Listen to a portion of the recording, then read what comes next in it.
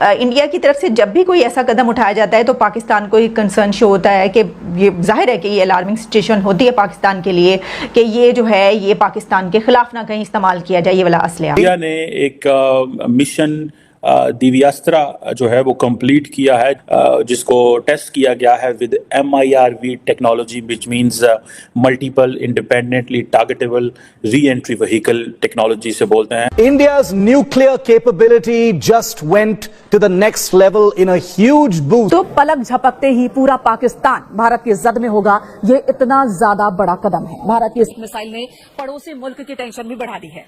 चीन पाकिस्तान की कह सकते हैं कि नींद उड़ गई होगी। भारत ने इतिहास रचा है, रक्षा के क्षेत्र में एक बड़ी ताकत अब भारत के नाम है। दिव्यास्त्र मिसाइल एक है, लेकिन ये अपने साथ 10 से लेकर 12 परमाणु बम लेकर जा सकती है, ऐसा आप समझिए। जी हाँ, 10 से 12 परमाणु वॉरहेड।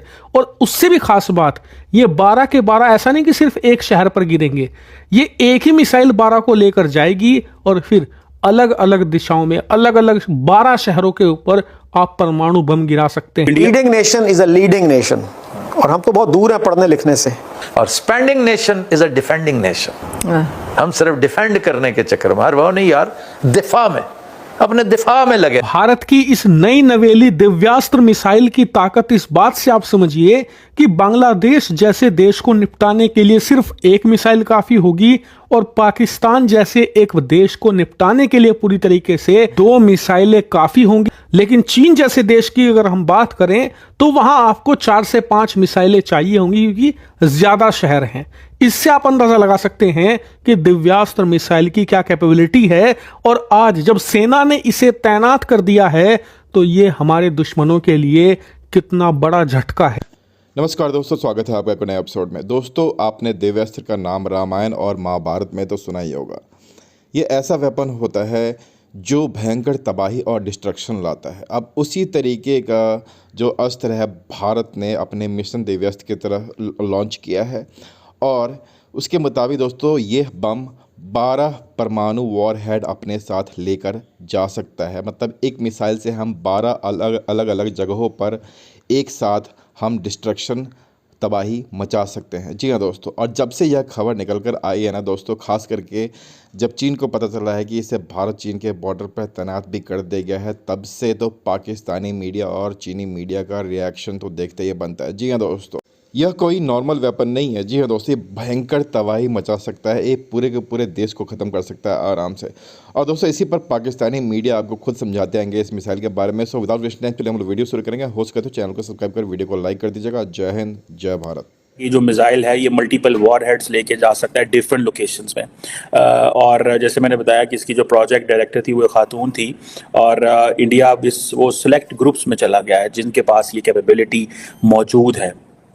और इंडिया ने पिछले कुछ सालों में एक सीरीज ऑफ टेस्ट किए थे अग्नि 5 की। अक्टूबर 2021 में जो मिनिस्ट्री ऑफ डिफेंस है उसने अनाउंसमेंट की थी कि उन्होंने surface to surface ballistic missile जो है वो लॉन्च किया था, और जो कि APJ अब्दुल कलाम आइलैंड जो ओडिशा में, वहाँ से उन्होंने किया था। ये जो MIRV कैपेबिलिटी है, जिसे अब multiple independently targetable re entry vehicle कहते हैं, ये पेलोड एनेबल बैलिस्टिक मिसाइल होते हैं जो कि मल्टीपल वॉरहेड लेके जा सकते हैं।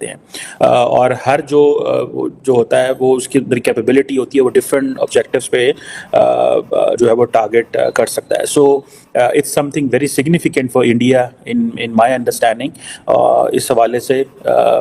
लेकिन क्वेश्चन ये है कि ये प्राइम मिनिस्टर मोदी ने क्यों ये टेस्ट किया है, ये एक सवाल है कि क्यों उन्होंने ये महसूस किया कि वी शुड टेस्ट दिस।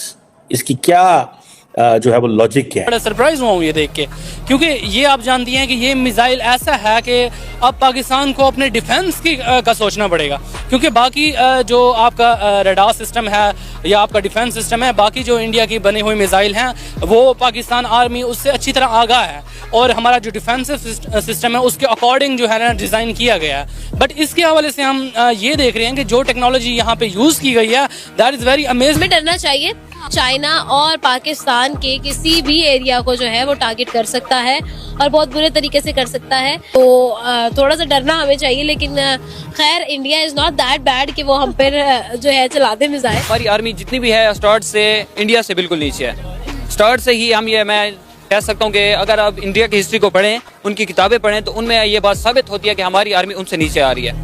वो कैसे, ऐसा क्या पढ़ लिया आपने? देखें, इनमें बहुत सारी जंगें हुई ना, तो ज्यादातर नुकसान भी हमारी आर्मी का हुआ, हमारे आदमी ज्यादातर यानी शहीद हुए, ज्यादातर मुल्क हमारे का ही नुकसान हुआ, उनका नहीं। कि अगर इंडिया जो है वो बहुत ज्यादा पैसा लगा रहा है, ठीक है, वो बहुत ज्यादा पैसा लगा रहा है मिलिट्री इक्विपमेंट को बाय करने में, तो पाकिस्तान के जो डिफेंस पॉलिसी मेकर्स हैं उनके पास क्या ऑप्शन है? क्या हमारे पास फंड्स हैं कि हम artificial intelligence, big data analysis, quantum computing और क्वांटम सेंसिंग एंड बायोटेक्नोलॉजी में पैसा लगा सकें? क्योंकि अभी जो इनोवेशन होगी वो साइंस एंड जो टेक्नोलॉजी पैसा लगेगा वो साइंस एंड इनोवेशन पे लगेगा। और मॉडर्नाइजेशन चाहिए आपको कन्वेंशनल फोर्सेस में भी और न्यूक्लियर फोर्सेस में। और अगर पाकिस्तान ने इस चीज के ऊपर ध्यान ना रखा, पाकिस्तान के डिफेंस प्लानर्स ने ध्यान ना रखा, तो जो डेटरेंस पाकिस्तान ने एस्टैब्लिश की है, क्या वो हमसे वापस जा सकती है? क्या इंडिया जो है वो पाकिस्तान से बहुत आगे निकल जाएगा? क्योंकि एक तरफ तो हम देख रहे हैं कि जी चाइना की और जो एक यूनिक मिसाइल कैपेबिलिटी है, ये अब इंडिया उसको मैच कर रहा है अपने बैलिस्टिक मिसाइल डिफेंस शील्ड से और हाइपरसोनिक क्रूज मिसाइल से। और ये जो है अभी वो आपको जिस तरह पता है कि वो S-400B बाय कर रहे हैं। उधर से आप देखें कि जो Indian prime minister Narendra Modi हैं, उन्होंने रिसेंटली ये कहा कि जो ममालिक हैं उनको इंडिया को जो है वो इन्वेस्टमेंट करनी चाहिए। वो कह रहे हैं कि जी माहौल बदल रहा है। उन्होंने कहा माहौल बदल रहा है, इंडिया मस्ट इनहैंस अपनी मिलिट्री कैपेबिलिटी को इनहैंस करें। और देखें अगर वजीर आजम लेवल पे ये बंदा बातें कर रहा है तो ये देखें वो क्या उसके सिग्निफिकेंस हो सकते हैं। उधर चाइनीज जो है वो भी लगे हुए हैं। अब चाइना को अगर आप देखें तो चाइनीज बात कर रहे हैं जी कि हमें अगले 100 साल की बात करनी है। जो इस वक्त प्रेसिडेंट शी है वो माजी को देखते हुए वो रेजोल्यूशंस नए एस्टैब्लिश कर रहे हैं। वो समझते हैं कि जो मौजे तंग या तंग शेपोंग जो कर चुका है उससे मुझे आगे जाना है। तो वो जो रेक्टिफिकेशन मूवमेंट आ गई है यहाँ पे। अभी अमेरिकन ये समझते हैं, रिसेंटली आपको पता है कि जब चाइना ने अपना जो टेस्ट किया तो अमेरिकन ने कहा ये स्पुतनिक मूवमेंट है। जो यूएस यूनाइटेड स्टेट्स के जनरल मार्क मिली है, जो चेयरमैन है जॉइंट चीफ ऑफ स्टाफ के, उन्होंने कहा ये एक स्पुतनिक मूवमेंट है फॉर अमेरिका के हाइपरसोनिक मिसाइल जो डिजाइन किए गए हैं। और ये देखिए अगर अमेरिकन के लिए इतना बड़ा चैलेंज है and India want to compete it, तो ये जो प्राइम मिनिस्टर नरेंद्र मोदी ये कह रहे हैं कि हम LSE के ऊपर जो इन्वेस्टमेंट करेंगे, या वो इसराइल के साथ जो अपनी 10 years डिफेंस पार्टनरशिप कर रहे हैं, या वो फ्रांस के साथ अपनी जो नेक्स्ट लेवल की डेवलपमेंट्स कर रहे हैं, पार्टनरशिप कर रहे हैं, वो क्वाड के साथ जिस तरह इंगेज हो रहे हैं, this is something which is very much cause of concern for Pakistan. हमारे पास जो अभी जो बिपिन रावत को देखें, जिस तरह वो मिलिट्री मॉडर्नाइजेशन और जो थिएटर कमांड्स की बातें हो रही हैं, ये पाकिस्तान के लिए बड़ी एक अनोइंग सिचुएशन है जब हमारे पास फाइनेंशियल रिसोर्सेस नहीं है।